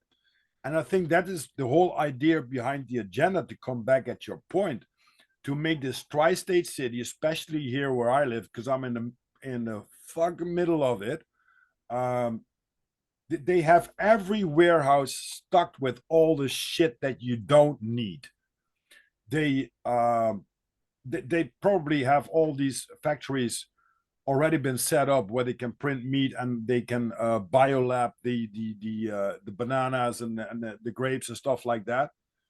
So and with that said, if you walk down the streets, even here in this countryside, there is like no way that you can have 5 miles without cameras. So everything is under control. And especially for a lot of people that listen to, they will realize before this pandemic hit, there were some towers, you know, like, oh, you know, for the Wi-Fi or for the 5G or whatever they were for communication. But after that period, when everybody stayed home or had to stay home, it's just like, what the, you know, every 1.5, 2 miles, there's popping up these towers. So my internet is sometimes so bad that why are these towers then? And I think you pointed out in one of your podcasts, it's probably because they want to turn out the microwave, because they, you know, they feed us with so many things in the ether that we can't see, like radio waves, like gamma waves, like ultraviolet and stuff like that. We can't see that, but you're gonna feel it as a human. A lot of people are aware and want to be sitting at home in their virtual reality. I guess they had a podcast with Seven Club, who is very successful on pointing things out on TikTok, and we talked about it. And they want to create this virtual meta thing, so you can basically have a totally shitty life, shitty surrounding, but you put on your VR movie, blah blah, and you're into, you know, you're a fat person like 200 pounds or 400 pounds, and you can be a skinny girl walking down the beach, and people gonna go at you. You're just like, what happened to humans? You know, it's that next step into a surreal reality. Let's call it that way. Yeah, it was like Steven Spielberg's movie Ready Player One. That's exactly what it was about. You know, you have this crappy life and you can escape it all in this little matrix that they've prepared for you. And that is really true to life and where it's going. And sadly, Rob, I'll be honest with you, I see so many people that would happily go Mm. into that existence. But for me, that's not living. That's No. not living. That's no matter how great they make it, I'm going to stay in the real world because that's where I'm meant to be. You know, it's not always fun and games, as you well know. It's Mm. not always joy. It's not always happy. You're going to lose animals. You're going to lose people sometimes, but that's part of that's part of life. That's just what it's supposed to be.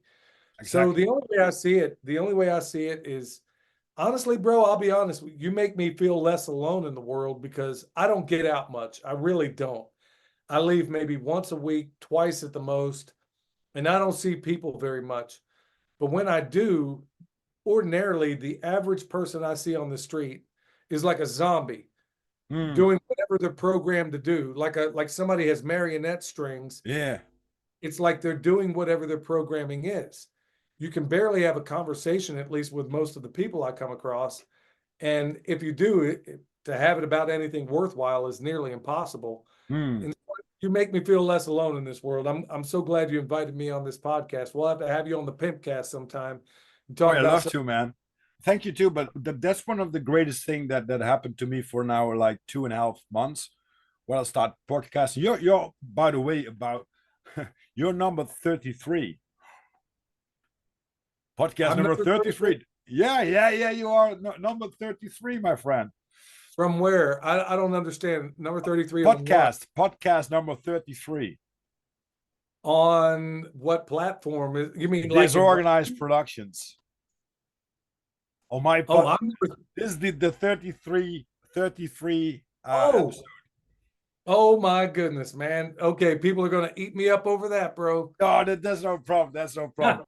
But just like you pointed out, the thing is, I'm driving in this car, and they call me, can you deliver a package and stuff like that? I'm going to ask them how much time, because I do the podcast, you can do some other stuff.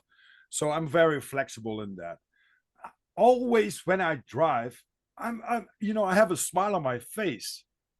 And why is that? There was a process, because I was a very angry young man. He was very subjective about a lot of topics that he's gonna see on Facebook and stuff like that. And I had to deal with some health problems and and a burnout after that one. And I had to change. There was no way that I could live now when it didn't change. So I took that moment to change. But when I look at now, and when I go to the grocery store, or just like you said, if you just go to a village or a town, you see how many people having everything that they possibly could think of, and are not aware of that, and looking down and sober, no, not sober, but with their head down and stuff like that, just like, what the hell, man? You're driving in this big car, go to that big house, you have all the food you have a probably a loving family, and all the stuff that you don't have fetch you up sometimes. Yeah, But why don't you put your energy into the stuff that really is necessary to love and caring? Why do a lot of people mess up their relationship? First of all, they're not honest to each other. That's one of the first things, that they don't talk about stuff. Don't talk like, oh, I don't like that if you do that. Okay, my bad. I'm trying to figure it out to not do that again, for example. But they don't communicate. What they do is, oh, I know that she doesn't like that, like she doesn't like potatoes, so I will never eat potatoes again. Well, screw you. I will eat potatoes, but I'm not going to serve you them because you don't like them. That's a different story, right? right, But right. that's something that, and there are a lot of people stuck in this bubble about this job security, that they have to do it to, pay the car and pay the house, that they work with two people. In the early days, I'm 51 years young now. In the early days, my mom was at home. Every time when I get home, my mom was at home. My parents were divorced after a while, but in that time, you have one, the guy was providing the food, and they went, well, maybe one or two times a year on holidays, and that was basically life. But when you look in a family right now, they both work. The kids are been into the indoctrination camps, or they have a babysitter, or they don't see pa ma.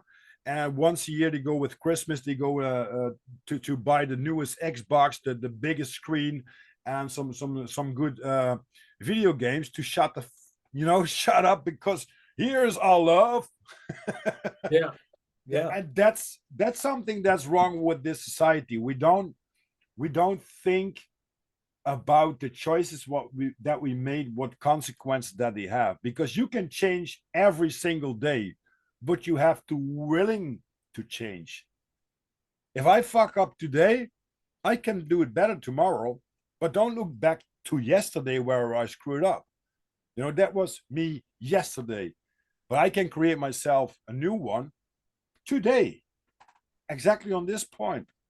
that's exactly the key is, like you, we're about the same age. I'm 53 years old. And it's I've seen, and so have you, I've seen this world go from an area where what it was and where it is unbelievable to me. It's Mm. it's hard for me to even comprehend a lot of what I see going on. But then that's where I'm saying, okay, you know what? Like I told you back in 2008 when things went all sideways for me, in retrospect, it was the best thing that ever happened to me. Being on the brink of losing everything was really the best thing that ever happened to me because it brought me to this place. Hmm. Well, like there was a Victor Hugo that said, adversity makes men, prosperity makes monsters. We've all been prosperous for quite a while. And when you hit that level of prosperity, and we've been at it for a while, you fundamentally create a society of people that once again know the price of everything and the value of nothing.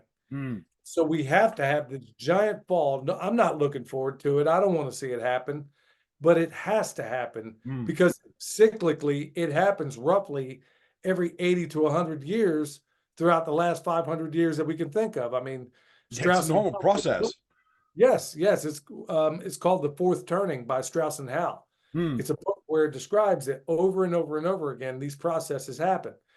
And right now we're on the precipice of probably some bad things unfolding, but the idea is we get through it, get to the other side, and hopefully you and I are some of the older leaders, statesmen, so to speak, that are trying to speak truth to power and truth to all these people that have just lived through a calamity that they don't know how to process. Like you were saying a moment ago, World War II, Hmm. it was a hellscape in Europe for a while.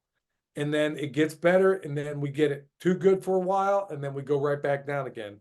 So Yeah. I think that's where we are. But I think I see solutions out there, and not everybody's going to see it. Hmm. Not everybody does see it. And usually it takes that crucible of really hard times to make a person who now cares about these things that once upon a time, like you said, you see people waiting for the latest Xbox, you see people waiting for the latest gadget or to go on the latest this or the latest that. And we're getting to the point where I got a feeling all of these things are about to collapse. And Hmm. what comes out of it can be the best thing that ever happened to humanity, but it can't continue, it can't possibly happen on the road we're on. We have to hit No, that. no, this is crash. This is crash sites. Yeah.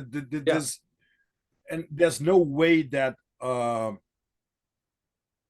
you know, there are some things in life that you can value, right? And I think there was a lot of materialistic things going on. Like my mom, all the respect to her, she never had a war. So my grandparents, they had like Second World War and the First World War. My mom grew up just like 47. So until now, there's only, oh, this is good. And I got a house, I got this, I got that. That there was no struggle in their life. Not that I'm struggling at all. But the thing is, if you look at the generation now and you're going to say there's a war going on, they're probably going to ask their mobile phone to their friends, hey guys, I'm on Twitter now. Is there a war? Because I don't see anything or whatever. And it's also, of course, that the system provides you some things that we can control. I see a lot of cars from Ukraine driving here. It's like, okay, well, there's a war, isn't there? Yeah, there's a war. But we didn't check that out. So I can, and there's some things I want to point out. There was this documentary about a woman. I think she was Jewish, and she pointed out that there were a lot of people, like 5 kilometers surrounded in Auschwitz, that she blamed that they didn't see that big problem and the massacre that was there. But I can tell you right now, Billy, when there's something happening like 1 block away, I don't know if there are Mm. people slaughtered, if there's a accident, a fire. I don't know, man. So how could you point out that there's something going on there, and you all of them, and that's what we need to get rid of. We need proof, and it's also in the truth community where we're in. It's not like that we do not want to accept the truth that they're saying, but we want facts. And when you are in a normal class and you have some questions, they're going to be answered. And with your most plausible truth, you would say, huh, that makes sense. Oh, I never saw it that way. But when you're going to have some, oh, this is it, and you're going to question that, oh, no, no, no, no, no, no, no. We pointed out this is it. shut up or there will be consequences. Well, that's not the way a society should work, or how we could question science or scientism, as it's called nowadays, of course. Right. And that's the thing. They say there's that. You were talking about like 80 billion or 60 billion dollars are going to be spent to the Ukraine. What about all the homeless people? What about the people? Metallica had this number, this song "One" about Yeah. the veterans that came back. You were in the army. You come back and you've been treated like shit. What about that? How could you explain to me that you're gonna millions, billions thrown into something like flushing down a drain, and you just tell your people, oh yeah, harden the fuck up, because thank you for your service. Well, what? Yeah. Yeah. That's exactly what we see going on. It shows, and then speaking of that sort of thing, Henry Kissinger just died a little while ago. He was an evil SOB in my view. But, if the American people, and I'd say the people of the world, knew what that man really thought, he is quoted as saying, military men are big, stupid animals that should be used as tools for foreign policy. He was quoted by that by Bob Woodward. And it made no difference in the American public. Because if you telling me the former Secretary of Defense and Secretary of State is saying this, why would I ever agree to go to a war? If that's how you view me and my family, I will never, ever, ever serve in any other capacity. Now, when I was in the Army, I was dumb and I didn't know a lot of this stuff. I had to learn it afterwards. But if if I knew those things, there's a likelihood I would never have served. If you're telling me that I'm just a puppet, and that's exactly how they treat us, that's exactly how they see it, not just soldiers, but all of us. If you're not part of Klaus Schwab and his ilk, if you're not part of those guys, then you don't even exist, in my view, in their view. Yeah, yeah, So they have no problem setting you against me and me against you, or us against Ukraine, exactly. or they have no idea. They probably think, now I guess I can get a little conspiratorial here, but honestly, I really think that all of these wars, and some of the authors that I'm aware of have written extensively about this, a lot of these wars, I would even say World War I and World War II to it, and we can go back hundreds of years really, where a lot of these royal elites get together and say, hey, you know what? We got too many people over here. We need to thin them out a little bit because the food might get a little tight. What do you say we have a war? And I think it really goes down that way. I mean, I'm simplifying it, but I really think that's how the powers that shouldn't be view all of us. And the Yeah, only way to get ourselves out of this is to not play. It's to exactly. not play the game. It's to remove myself from it. Oh, okay. You want to start a war over here? Well, I don't know that guy. I'm not going to go kill him. You want me to start a war over here where I don't know that lady? I mean, I look at what's going on in places like Gaza, where it's a complete hellscape right now. In my view, it seems as if I see, then that's provided if what I'm saying is true. I'm seeing downright genocide being done by Israel to the people in Gaza, Mm. but nobody has anything to say about it. What? Because those people are worthless, or maybe something else goes on, and now they say, "Okay, America, we need you to get involved." I'm going to encourage everybody I know to say, you know what? The hell with that. Mm. I ain't going to be involved. And I don't think you should either, because they view you as, quote, a big, stupid animal that should be used as a tool for foreign policy. Mm. So, In I mean, German, they call it Kanonenfutter, the oh, cannon feed for fodder. the gun, just like that. Yeah, we And, call and that it's cannon fodder. Yep. Yeah, yeah, and it's been pointed out by a lot of things. Just like I think America waited until 1944 in World War II when they blew up a ship to make the American public so angry that they had the free card to go to war, because there was a lot of money spent it and a lot of money to gain. Right? I think Henry Ford was also one of the um, uh, yeah, the pro Hitler, because he knew just like, oh, there's a lot of industry going on there. There's a lot of money involved. But what about that? So because there's money involved, we should put other lives to danger because of what? Money is printed paper.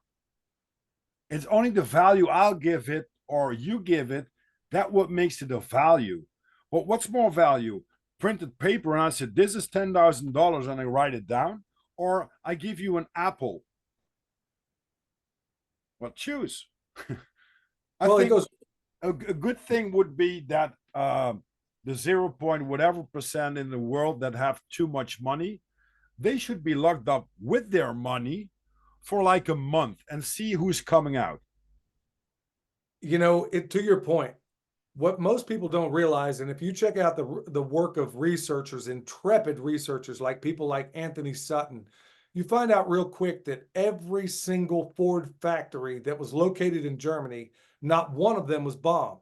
Every single Nazi tank had Ford engines in them. So it goes to show you that this stuff is not at all what they tell us. No, There wasn't, I mean, all of the factories that would have that would have made it nearly impossible for Germany to conduct war were not bombed at all. They were not even in any of the reports. But if you go back further, we see the same thing over and over and over again. Okay, World War One. We were told babies on bayonets and the tragedy in Belgium. And then we find out years later that all of it was a manufactured lie. Okay, the sinking of the Lusitania, which got America into World War One. We were told it was just a passenger vessel. Well, 99 years later, the British declassified what was actually on that boat. The Lusitania was carrying all kinds of armaments. And in fact, what blew it up is that when it was torpedoed, it hit one of the areas where all the torpedoes were located on there. So we find out later on that's a lie. World War II, we know that President Roosevelt knew that, in fact, we knew without a doubt that Pearl Harbor was going to happen and let it happen just to get us into a war. Vietnam, the Gulf of Tonkin incident, which got us into Vietnam, we find out years later didn't actually happen. And that's coming from the Secretary of State, Robert McNamara, who later on admitted it. Okay, first Gulf War. We see this girl who just happened to be a Kuwaiti ambassador right there in front of Congress or in front of the UN, claiming that she saw babies, just like World War One, thrown on the cold floor. And then we find out later on that it was a PR stunt, and she was actually the daughter of a Kuwaiti ambassador. And then 9/11. I don't know where everybody stands on 9/11 in the Netherlands, but those of us that have two thinking brain cells knows that it was an inside job. So yeah, that brought us to another war. And so every single step, I could probably go through the entire 20th century into the 21st. War after war after war after war is a manufactured lie. And it's out there to put us at each other's throats when really, you know what? Every time I've been to another country, we get along just fine. yeah, It's not yeah. until our governments say, this person is your enemy, go kill them. I'm not going to play along when I know that all this stuff is basically a manufactured lie, one up one side and down the other. And I don't know how you see it in Europe, but this is how I see it right here in the The United States of same, America. the same. It's something like a lot of people know that things are scripted, and I found out several times in the podcast. I want to know who's writing the script, because the players Yeah. of the script, the actors, like if you are Biden or Trump or whatever mask you have, you should be a real Grammy Award. That they should put up a show just like the real shit show. Like, these are the actors that deceived you, and the play is by S. Spielberg or whatever his name is, and now we continue with the normal stuff. We pointed out that it was all fake because it's all fake, right? If you don't believe in that bullshit and you live a normal life and you don't look at television, you just feel and you do things that are supposed to be good for your own perspective with a positive mindset. Hey, nothing happens, man. No one is gonna knock on my door, and if they show up, they're gonna have a real big conversation with me or a debate if I'm willing to. That's also a point. Oh, we want to talk to you. Well, I don't want to talk to you. So what about what? You know? And there's a lot of people that are waking up. A lot of people are knowing there's a script, but we want to point out who's a script writer. Even the WEF, it's a script, it's a play. They put it up because you can't tell me that non-chosen organization is going to rule the world. No one with a little bit of mind, well, with a little bit of brain cells, as you said, um, can imagine that an organization like that is going to rule the world. It's like the Hells Angels going to tell, oh, by the way, we're going to run the police. Well, but we are the police. Shut up. We are an organization that's been pointed out by ourselves, and we're going to protect and serve. Okay. Well, that's not going to happen, right? So I think it's all conquer divine and to deceive and to mistreat and stuff like that. And the more we talk about it, even when you look at, I love this guy, George Hobbs, you know, Oh yeah. Fact Hunter and the Flat Earth Files. That's how I started to get in contact with Raul from the Firmamental. I'm Firmamental, you're a baby, you know. Oh That's how yeah. we got to get in contact and stuff like that. Um, Even that we say, oh, they're going to shut us down, we're still on the platforms. Why? Because they can't filter out all that stuff that everybody is telling. It's like when you went on the streets when there was this pandemic, right? You weren't allowed after 10 o'clock in the evening to go on the streets, or you should have a permission. Well, I just went down because I went on a countryside. But what would they do? But one thing I was remembering was like, I'm going to put my cell phone at home, or let's stay at home, because normally they can track everything. And when you have a big screen, you see all the traffic going on, like thousands of cars or hundreds of cars, and in the evening, tens of cars. You can figure out, oh, he's going to work. Oh, what's that car doing there? Because that's odd. Hey, Johnny, check it out. What's that car doing? They can pull you over and ask you, what are you doing, right? When COVID hit and when we had this curfew, they could point it out, oh, there goes Johnny. Wow. We can wait, you know, because they didn't have all the masses of traffic going on, but just like, oh, this is going on, that is going on. And what has been told here is that it was an experiment. Well, if you know the two movies, Das Experiment or The Experiment, how did that went?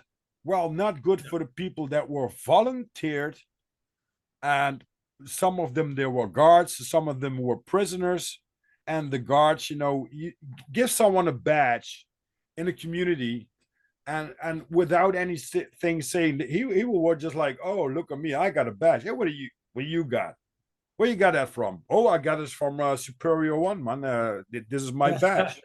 Yeah, but that's the stupidity of people, and that's working also in World War II, right? I give you a badge, or I give you like, and I don't want to kick chins against policemen and stuff like that, but authority, okay, you know, but you're not standing above me.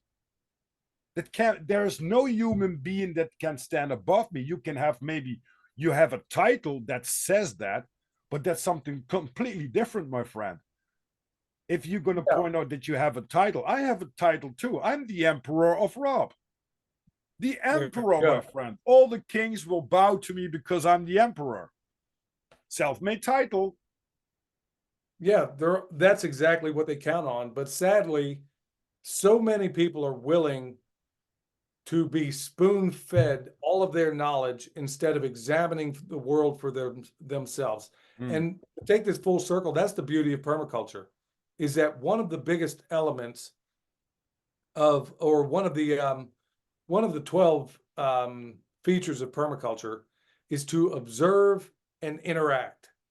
So you can't possibly do that when you're in a matrix that somebody else created for you. Mm. But like you were saying a moment ago, I can walk out in the woods and I can look around me, and that's honest.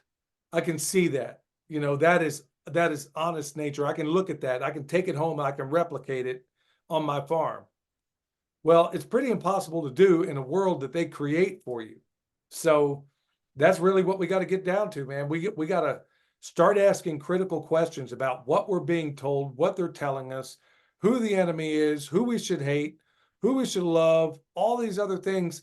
Stop for a minute, look around you and ask yourself what's true and what isn't, Mm. and think for yourself. I mean, really, if I could leave you with anything, and what everybody ought to start doing is, no matter what it is, examine it with your own brain and ask yourself, what are my conclusions? How do I arrive at this?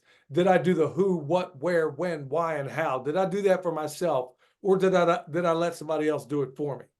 Mm. And that's really, I think that's how we start healing things. And like you were saying a moment ago, it's people like George Hobbs that do incredible things out there. I didn't know about his podcast until Raul, good friend of mine over at the Firmamental podcast, told me about it. So I check him out, and then Raul tells me about you. I check you out, and I'm like, man, I love what these guys are saying. I love what they're doing. And then his podcast, and then this.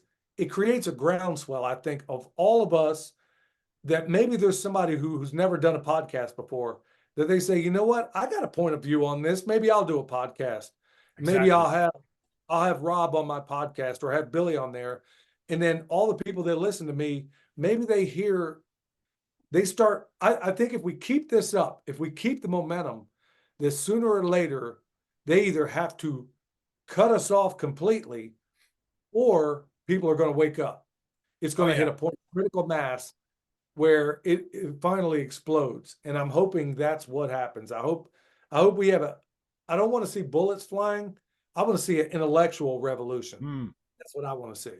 Yeah. Maybe I, maybe people like you, bro, we can get there. oh yeah, absolutely. And the thing is, it's not me. It's the it's the energy that we provide to each other, and to know that you're not alone in this. And I know how it feels to be isolated. I got two hearing aids. That's quite an isolation, but it's also isolation when you have some things that you want to shout off the roof, just like, "Whoa, people, look at this!" And that your friends or family, your closest people in your inner circle say, "Are you okay?" Or "Don't tell me that," or that's feeling like isolation too, because the people that you have fun with and you talk normal bullshit with, they're gonna accept that. Right. When it's just like, "Oh, how are you, good son? You want another beer?" That's okay. But if you go into some topics and you have some real discussions or some dialogue, because discussions are not that good either. But if you have a good dialogue, you don't have to agree with someone, so you can agree upon that you disagree. But you should still have that conversation going on about other topics, and not shut people down because they have a different point of view because of one of these things. A lot of that happened in pandemic times, when they said, "Oh, I got the jab and I don't," and they just split after 20 years or 30 years of friendship. What I can't. It's something that's I can get my rub around with that, and I think that's why I'll be more in nature now and more aware and very grateful and blessed with the things I have right now. That made me more aware of nature. For me, what I see in nature is the mirror of God. Look at this Garden of Eden that we have. You put a seed in the ground, you wait for some time, and something is popping up, blooming, and make fruit, and you can eat it. I mean, if you don't see that, and a lot of people don't see that when they live in the city, stocked up like 50 stores high, go on a concrete road in their stupid car or in a bus, stuff like that, to their work, in a big warehouse, like, there's nothing green, nothing nature around it, and they go fed up. They go home, cook some poisonous meal probably Yeah. in a microwave, and do the same things again. And then they when they die on when they 43, everybody say, "Oh, I didn't see that coming." Well, I saw that from a mile away. What did they do to make it? What did they do to see that there's so much more if you know where to look at? Because the signs are already there, and that doesn't mean if it's nature sign or the signs of your body, the sign of your nails. No, I got I eat quite some coconut oil and stuff like that. I have to trim my fingernails like weekly, and I have this copper bottle where I store my water, and I have this water purifier, a Berkey, which is um, having a trial from Yeah. America and from the European Union because they're giving you too good and healthy water. So Right. I had to purchase that one for my birthday last month, and I got one. And since then, I never ever drink no water for me, only the filtered water. And just like I said, every week I have to cut my fingernails, and it's winter. Wow. In the summer, it will be twice a week, 100%. My Wow. hair grows like you can't see that, but I normally shave it, right? This is like 3 days. Wow. Yeah, it's all there. Well, well, I have to get one of those copper flasks. Man, it sounds like I mean, man, it sounds like, I'd love to be in the same room with you and, have a great conversation. Maybe that can happen one of these days. We got a lot of fans over in Europe too, so I would love to get over there if we still have a planet here before long. So maybe me and my wife can get over one of these days and I can actually shake your hand, bro. Oh, love to, man. Love to hug, and I'm a hugging kind of guy. And I'll show you around. I mean, it's beautiful here, and there's a lot of history here. If you see, for example, I have this motorcycle friendship group. We all drive Honda VFRs. I have a VFR VTEC myself, and the first route, the tour, is going to be 17th of March, and I stepped out like 153 kilometers here in the south of the Netherlands. Only castles. So we're gonna drive in this beautiful hilly. There are no mountains and stuff like that, but in this hilly surroundings with all castles. But if you go cross border in Germany, you really think like, how did they manage to get a castle on the top of a mountain? And these things are like 5, 6, 700 years old, right? It's not like, oh, they're gonna put it there with some new machinery. No, somebody with a car and a buggy over a horse and a buggy. And it's really, it's more astonishing to see, like if you're walking down in Africa and you come out in Egypt and you see the pyramids, just like, how did how did that happen? When? How? And it's the same thing here. And um, yeah, the history of Europe is of course quite long, and probably America's history is exactly that long. But they started counting when they thought Columbus was on land. But Leif Erikson, the Swedish guy, he was probably thinking like, who was? They rigged our history so many times, and just like you pointed out a few minutes ago, if you lie constantly about the events that are massive for a lot of people, if it's going to be blowing up a boat, if it's going to be an attack on American soil or Europe soil, doesn't matter. If you fake these things, what else? I mean, I don't want to have a relationship with a rat. If somebody rats me out as a friend of mine, I mean, buzz off. Don't knock on my door. I'm not going to drink a beer with you ever again because you screwed up.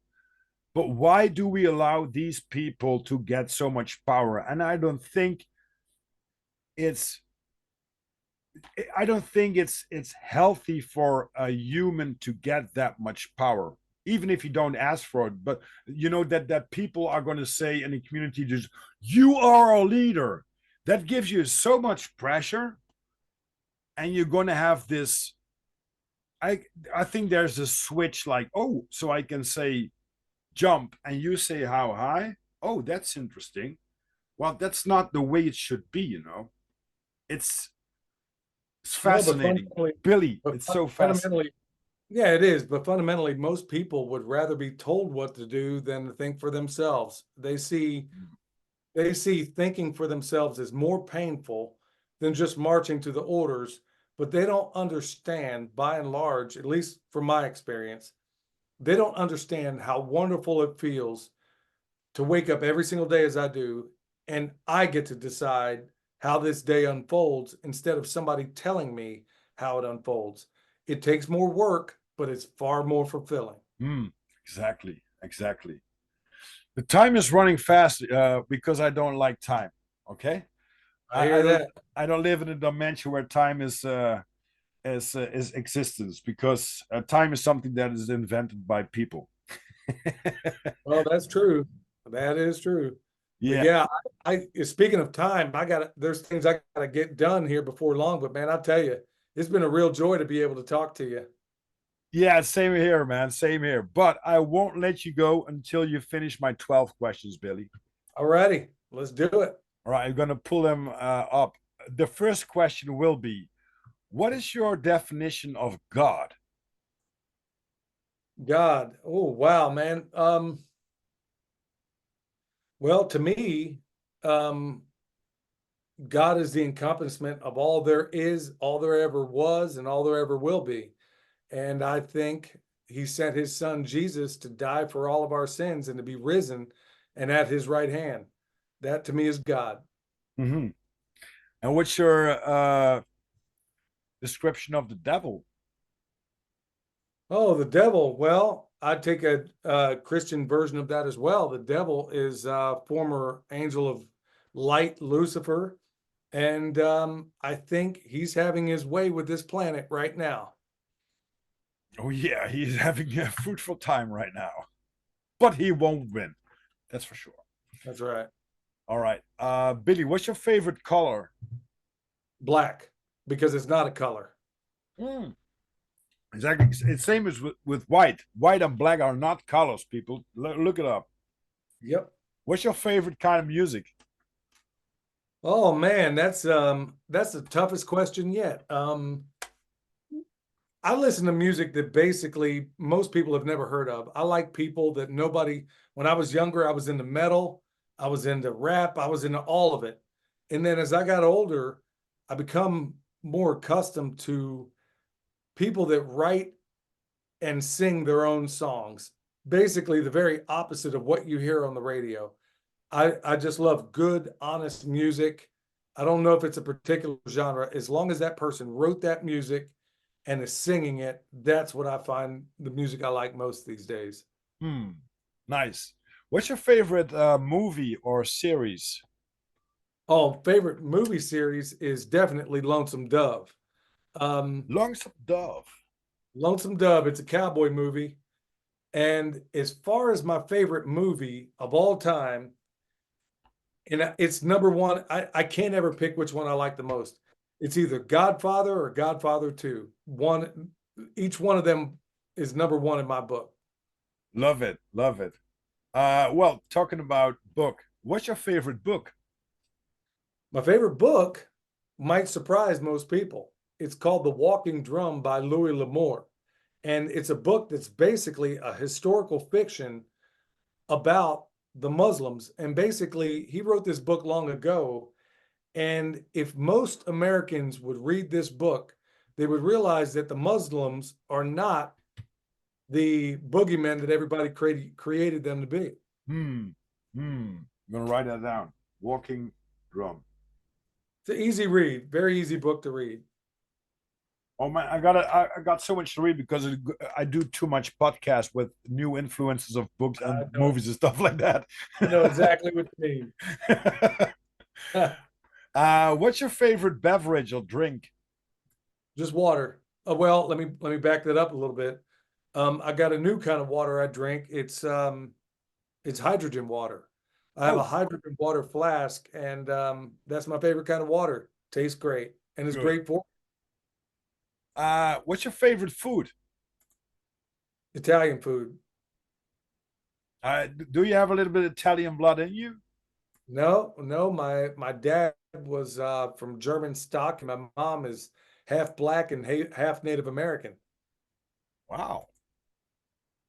Billy, what kind of clothing you like to wear the most? T-shirts and work pants. Basically farm work, farm, whatever I wear on the farm. And they're gonna be wooden shoes under it, ladies and gentlemen. Yeah. uh, what's your favorite holiday destination? Well, it's been a while since I've taken a vacation, but honestly, I embarrassingly can't pick a single location. Well, I'll say this. It's going to sound weird, but Alaska and Panama were two of my favorite places on the planet. And the funny thing is, I was thinking about this question myself because there was some ad or something like that on the podcast because I don't listen to radio and stuff like that in the car. And it was an ad that said, "Oh, what was your last time that you were on holiday?" And I couldn't figure out. And I was thinking, this is my holiday. I wake up, I'm in, I'm driving around to Germany or to Belgium or whatever. I mean, I meet people, I see nature around. I think, oh, this is my holiday. There you And if go. you have the perception of that, you come home and you do your work, and that's my holiday too. Just like, Well, why that's should it. I go to different places to feel that moment? See, you said a lot there. I don't want to take you off your point, but honestly, we've created a life that I don't feel like I need to take a vacation from. You created the perfect spot. So, Yeah. yeah. I Wow, love man. where I live. I love what I do, but it's always good to go meet other people in other places, but which I haven't done in quite a while, to be honest with you. Hmm. Listen, Me too. And hopefully we're going to catch up soon. And well, this year, I feel something 2024 is something that I really can resonate with to go to America, or America comes to me, whatever. We're gonna figure it out how to do that. sounds good. Last two questions, Billy. What's your favorite quote? My favorite quote, man, it'll be tough for me to figure out one, but I'm going to say,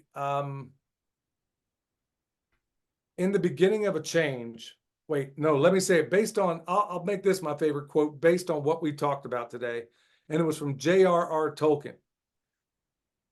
The most improper job of any man is bossing other men. Not one in a million is fit for it, and least of all those that seek the opportunity. Wow. Wow. That'll be That's my favorite quote for today. good one. Do you have every day a quote that comes to you that you think this is going to be? No, I mean, no, I don't. I mean, whatever I feel like. I mean, I got so many of them up here, but based on the conversation we had, that felt like the quote to use. Yeah, nice one, man. Nice one. I got a last question for you, Billy, and then I want to really thank you for hopping on Disorganized Productions, and I love to keep in touch. And yeah, was it? Time flies when you're having fun, isn't it? That's a fact. That's a fact, exactly. Billy, what's your life's motto? My life's motto is at the end of Ecclesiastes, and I'm trying to live this motto, but I'm not successful all the time. Is basically at the end of Ecclesiastes. You take Solomon, who was considered the wisest man that ever lived. And then when he sat here, he wrote this entire book. And then he summed it all up with the end like this. He wrote, "Fear God and keep his commandments, for this is the whole duty of man. For God shall bring every work into judgment with every secret thing, whether it be good or whether it be evil." I guess I'll call that my motto today. Wow, amen to that, man. Billy, It's been thank a joy you to hang for out with you. connecting me, man. That's it's yeah, it's again, and that's really I want to point it out that this is podcast number 33 for me. but it's again feeling this connection, this heart connection from somewhere who is a few miles, 1,000 miles away. And it feels like, now we're gonna hang around, have a barbecue, have some chat, make some music and stuff like that, because there's something going on with this positive energy that we want to spread the word with to this community, and tell people that they're not alone, and to support each other with love. And that's all we can do, man, and laugh. People just laugh. Go to the grocery store and laugh. Not in a maniacal way, but just laugh at them. And even if you have bad teeth or stuff like that, it just like one of the most beautiful things you can do for making someone else's day. Just laugh at them. I couldn't agree more. And also, I want to echo what you said there. It feels like you make me feel less alone in the world. And even though we're separated by thousands of miles, this is where this technology, I think, has been brought to bear to do something very special. And I think all the people out there are benefiting from your podcast. I'm so glad Raul told me about you, because I'm listening to your podcast and I'm like, okay, I like this guy, man.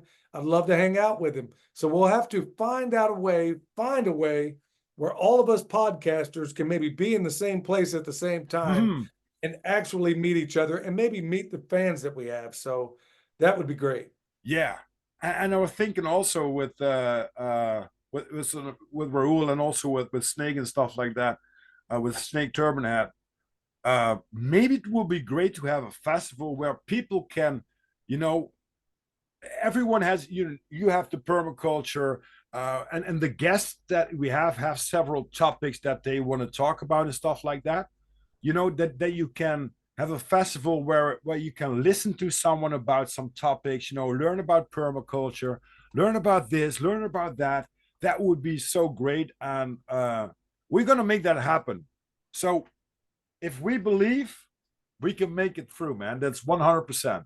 100%. That's what I'm talking about, brother. Thanks so much for having me on. All right. Thank you very much, Billy. Ladies and gentlemen, thank you for listening to another episode of Disorganized Productions. I hope you enjoyed this one. For everyone on this beautiful plain earth, have a good morning, a good day, or a good night, wherever you are.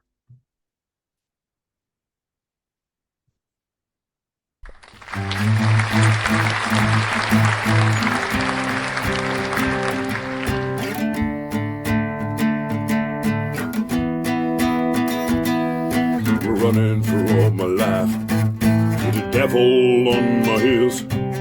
He wasn't always kind, and he couldn't fulfill my dreams. I'm running for all my life with the devil on my heels. He wasn't always kind, and he couldn't fulfill my dreams. He's a pain in the ass, black as a night. God, show me the light. He's a pain in the ass, black as a night. God, show me the light and hold me tight. For I've been running for all my life with the devil on my heels. He wasn't always kind, and he couldn't fulfill my dreams. He's a pain in the ass, black as a night. God, show me the light and hold me tight.